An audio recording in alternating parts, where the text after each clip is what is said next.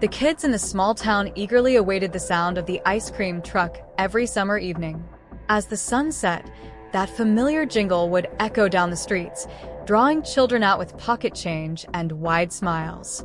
But this summer, the ice cream truck didn't show up as usual. It was late, and when it finally appeared, it was unlike anything they'd expected.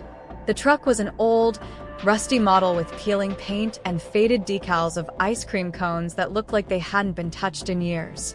The jingle was strange too, slower than usual and slightly off-tune.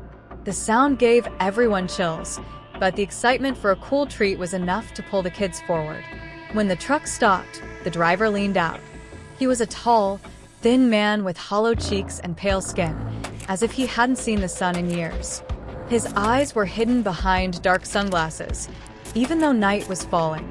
He had a stiff, forced smile that didn't quite reach his eyes, and his voice was low and gravelly as he asked, "What will it be, kids?" He handed out strange new flavors: frozen shadow, ghoul mint, and eclipse vanilla.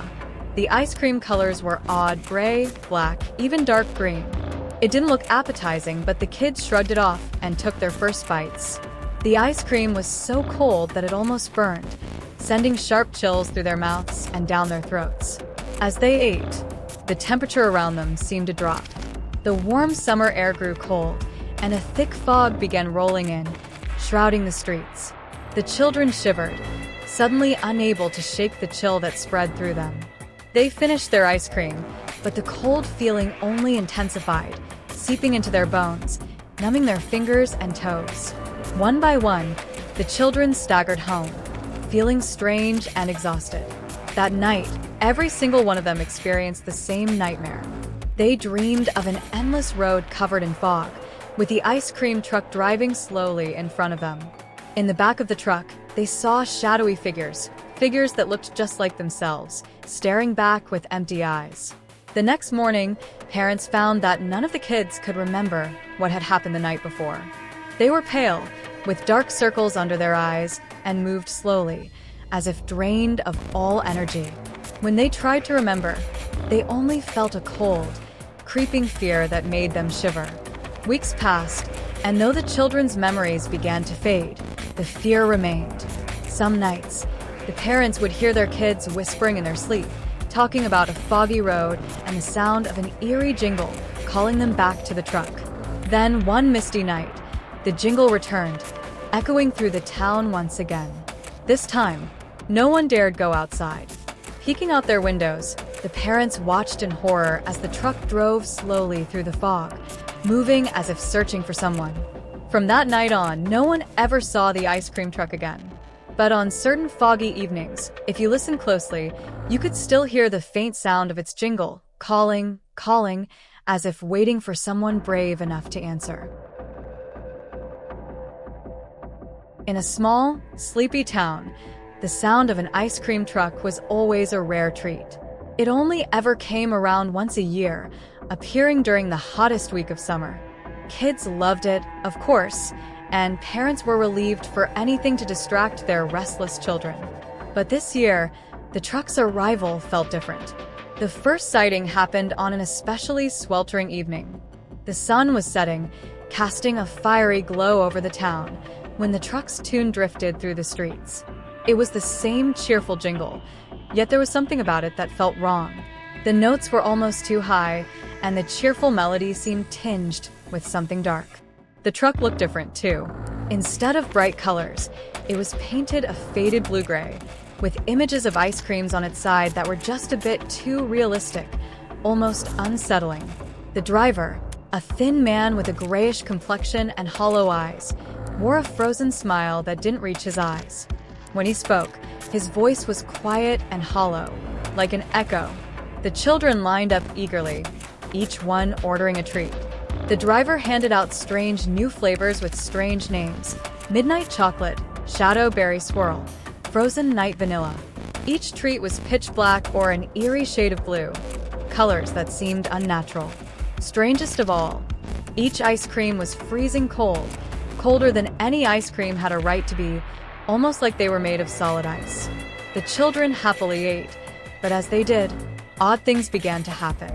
first, their breath turned white, even though it was a summer night.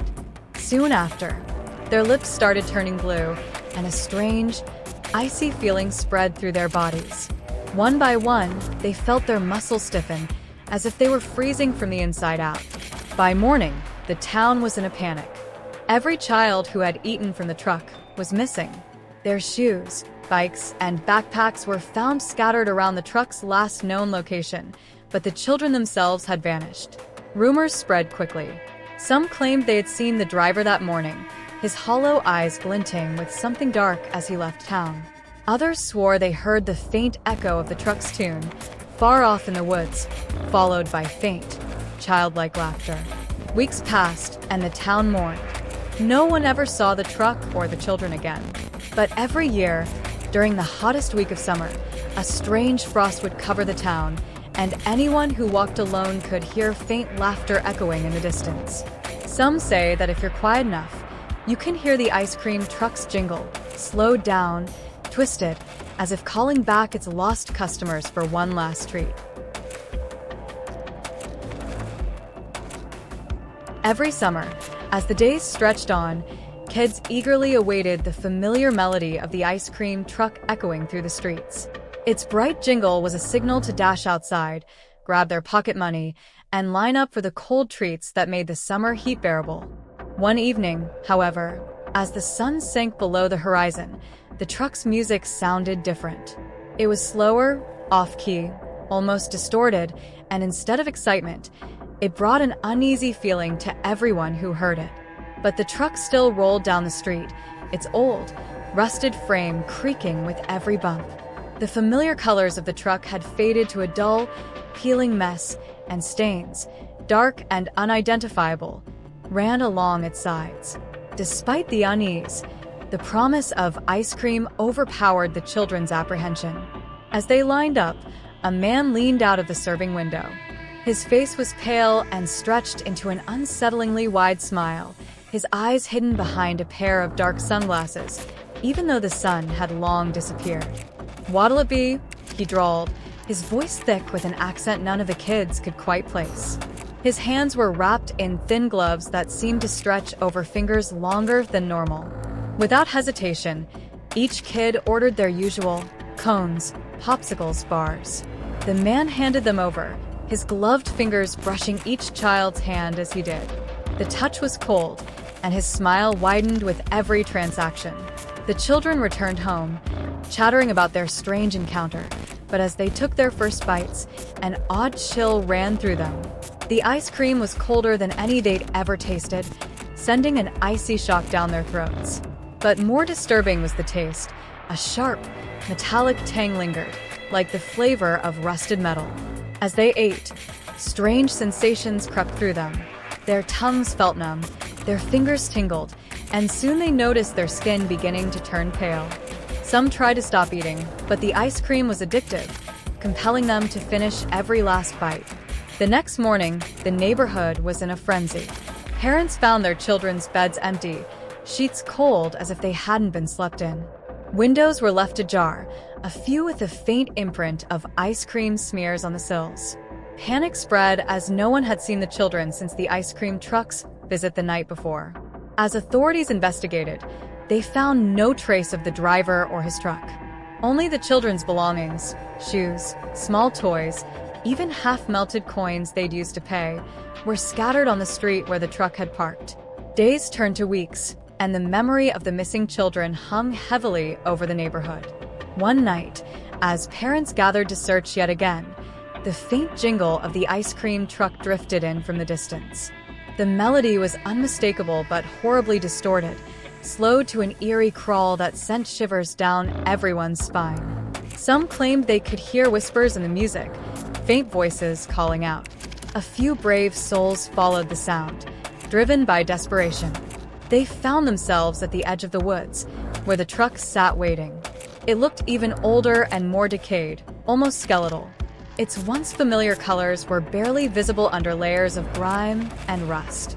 The driver was nowhere to be seen, but in the truck's window, ice creams were lined up, each one melting into a dark, sticky sludge. The chilling thing, however, was that inside each melting treat, there appeared to be something, a small item belonging to each missing child. One by one, the parents stumbled back, horrified, refusing to believe what they saw. That night, the truck disappeared again, along with the melody that haunted the neighborhood. Yet every now and then, on silent summer nights, that haunting jingle can still be heard, growing louder and louder.